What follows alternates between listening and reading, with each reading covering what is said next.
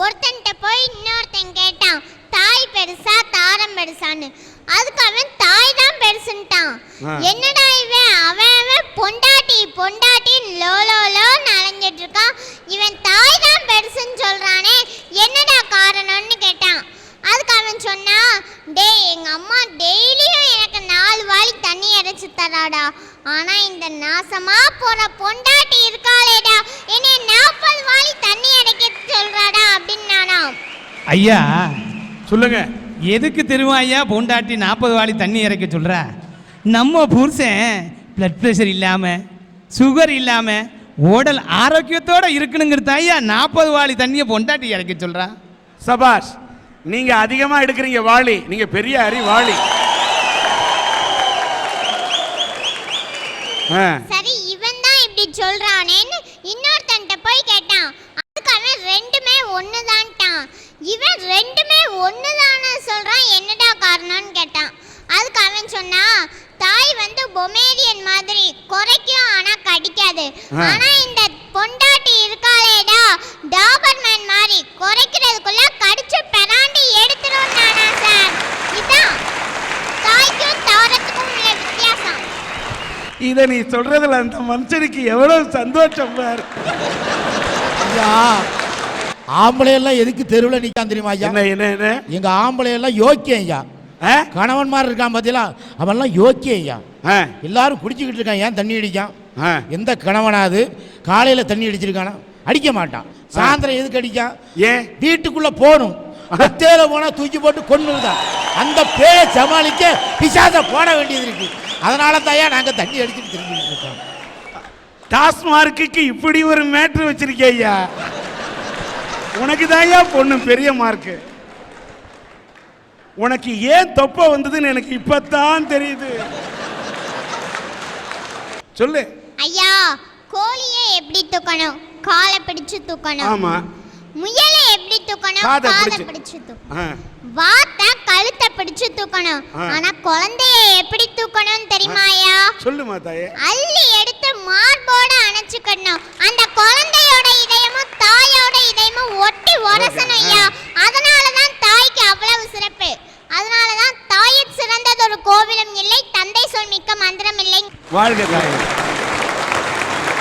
ஐயா, தாயிற் சிறந்ததொரு கோவிலும் இல்லை, தந்தை சொல் மிக்க மந்திரம் இல்லை. இது அந்த காலம். தேட்டரில் சிறந்ததொரு கோவிலும் இல்லை, திரிஷா சொல் மிக்க மந்திரம் இல்லை. இது இந்த காலம்.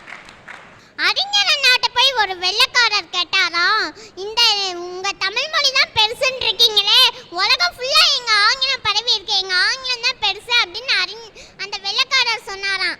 அதுக்கு அறிஞர் என்ன சொன்னாராம், எங்க நாட்டுல உள்ள பசுவும் அம்மா அம்மான்னு தான் சொல்லுது, உங்க நாட்டுல உள்ள பசுவும் அம்மா அம்மான்னு தான் சொல்லுது, ஏன் உங்க நாட்டுல உள்ள பசு மட்டும் மம்மி மதர்ன்னு சொல்லலன்னு கேட்டாராம் ஐயா. பசுவுக்கு தெரிஞ்ச ஒரே வார்த்தை கூட அம்மா தான் ஐயா. ஒரு கட்டிடம் நல்ல நிலைத்து நிற்கிறதுக்கு காரணம் அஸ்திவாரம். ஒரு மரம் அசையாம இருக்க காரணம் அதனுடைய வேர். அது மாதிரி ஒரு மகனோ அல்லது மகளோ நிலைத்து நிற்க காரணம் அவங்க தாய் தந்தையினுடைய ஊக்கமும் ஆக்கமும் தான் சார். என்னமோ உசு இறந்துச்சு போய் பார்த்துச்சு சொல்லிக்கிட்டு இருக்கா. அவ பிள்ளைய வளர்க்க மேலே ஒழிச்சு போய் குப்பைத்தட்டில் வீசி எறிஞ்சிக்கிட்டு இருக்கா. நீ என்னமோ கதை சொல்லிக்கிட்டு இருக்க.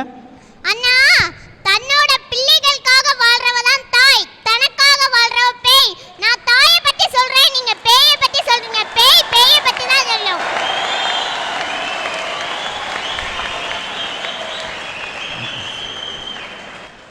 ஐயா, எங்க வீட்டுக்கு பக்கத்துல ஒருத்தங்க பைத்தியக்காரங்க ஒருத்தங்க இருந்தாங்க ஐயா.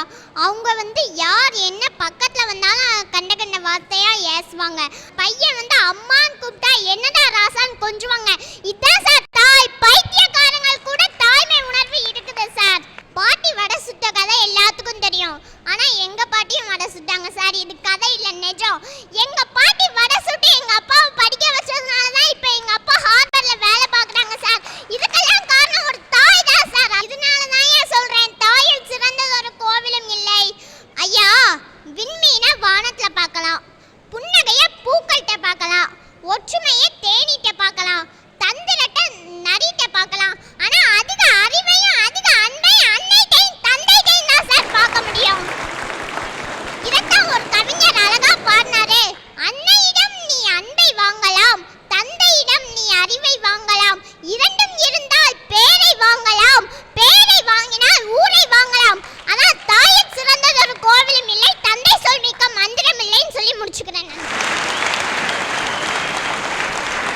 வாங்கினால் ஊரை வாங்கலாம்.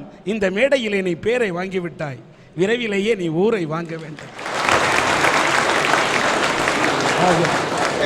இங்கே இருக்கிறவங்க எல்லாருக்கும் குடும்பம் இருக்கும். அவன் தாய் தகப்பன் தான் எங்களுக்கு வசதி, தாயிற் சிறந்த கோயில் இல்லைன்னு சொல்லி எல்லாரும் பேசுகிறாங்க.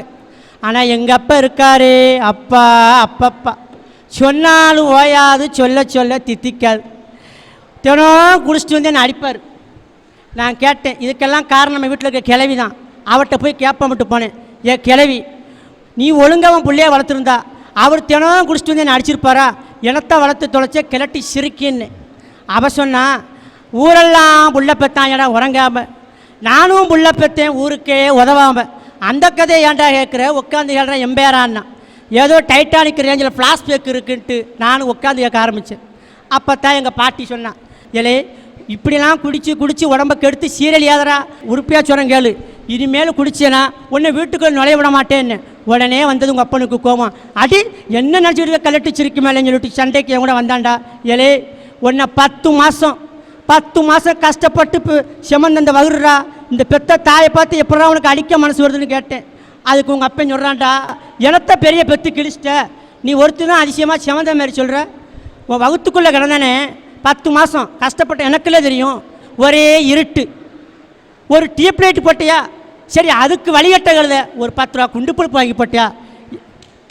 போற போக்க பார்த்தா வயித்துக்குள்ள மெழுகுவர்த்தியை போட்டு ஏத்த சொல்வீங்க போல இருக்கே. நீங்க கோயிலுக்கு போயிருக்கீங்களா? போயிருக்கம்மா.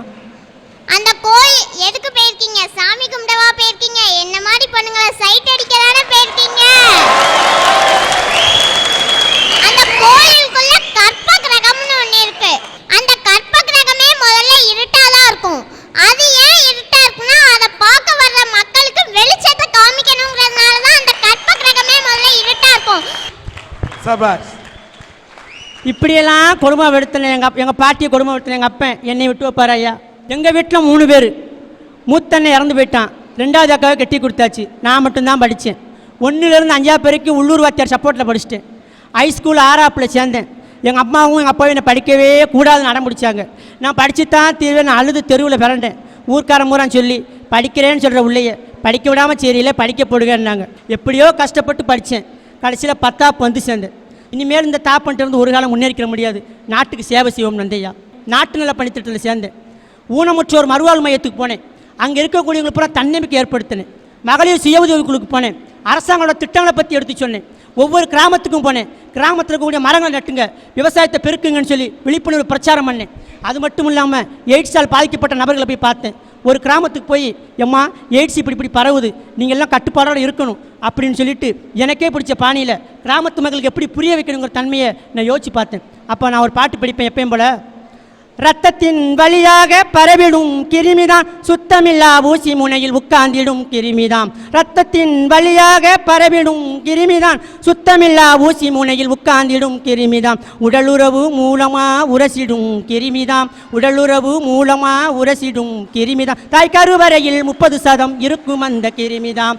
HIV வந்ததையும் பாருங்க, எய்ட்ஸ் விரட்டிட எல்லோரும் பாருங்க.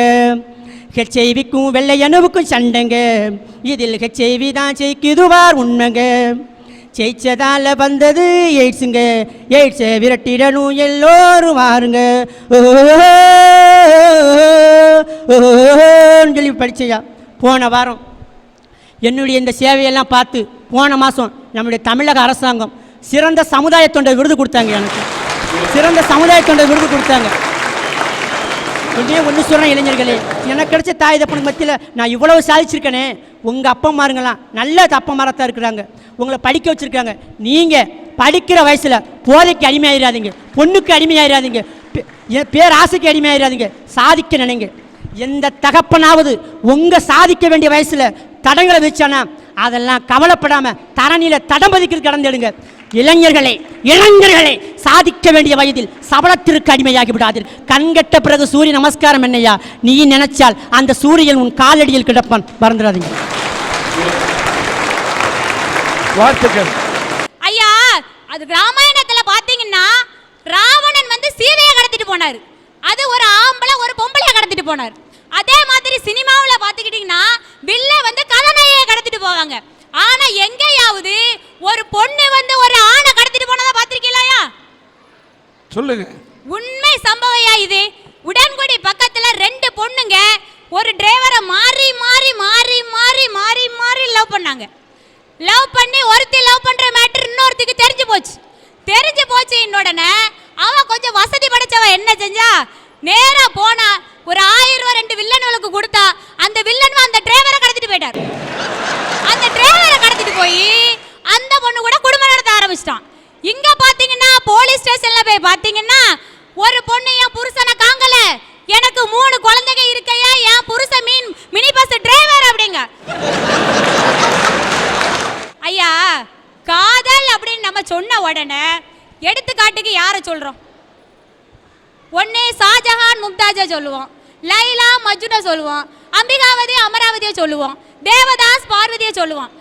காதலுக்கு இன்னைக்கு எடுத்துக்காட்டுன்னு கேட்கும் போதெல்லாம் அன்னைக்கு காதலை மட்டுமே எடுத்துக்காட்டா சொல்ற நாம இன்னைக்கு காதலை ஏன் எடுத்துக்காட்டா சொல்ல மாட்டோம்?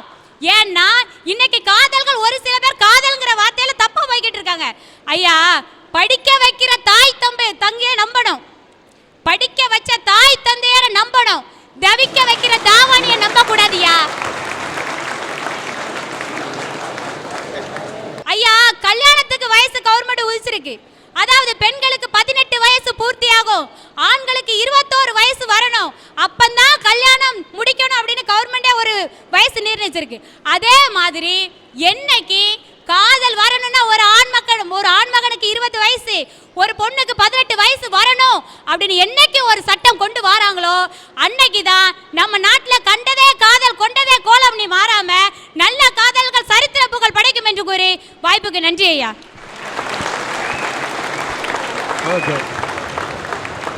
இந்த தமிழக மண்ணிலே மலைப்பை ஏற்படுத்தி தன்னுடைய சாதனைகளால் மக்களுக்கு இனிப்பை ஏற்படுத்தி தந்த முகத்துக்கு தேவை கண், நாட்டுக்கு தேவை இதை போன்ற பெண் என்று சொல்லக்கூடிய அளவுக்கு வாழ்ந்த ஒரு பெண்ணை பற்றி இங்கே சொல்ல கடமைப்பட்டிருக்கின்றேன்.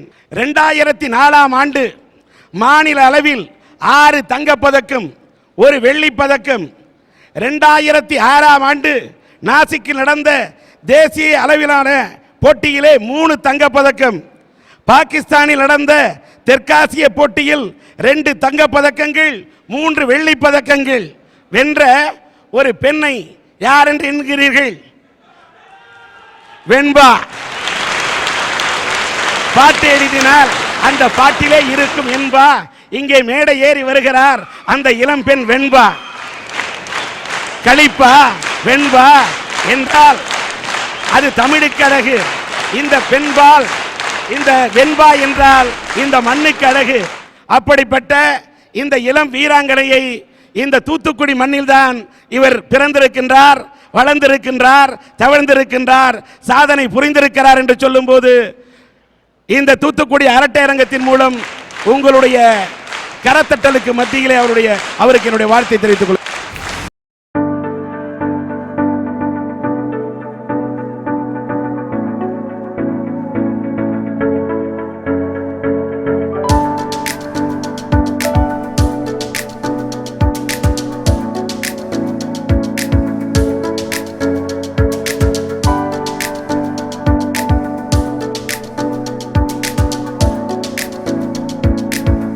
நீச்சல் போட்டி, எதிர் நீச்சல் போட்டால் தான் வாழ்க்கையிலே வெல்ல முடியும், நீச்சல் அடித்தால் தான் வாழ்க்கையிலே வென்று காட்ட முடியும் என்று நின்று காட்டிய இந்த வீராங்கனைக்கு என்னுடைய வாழ்த்துக்கள்.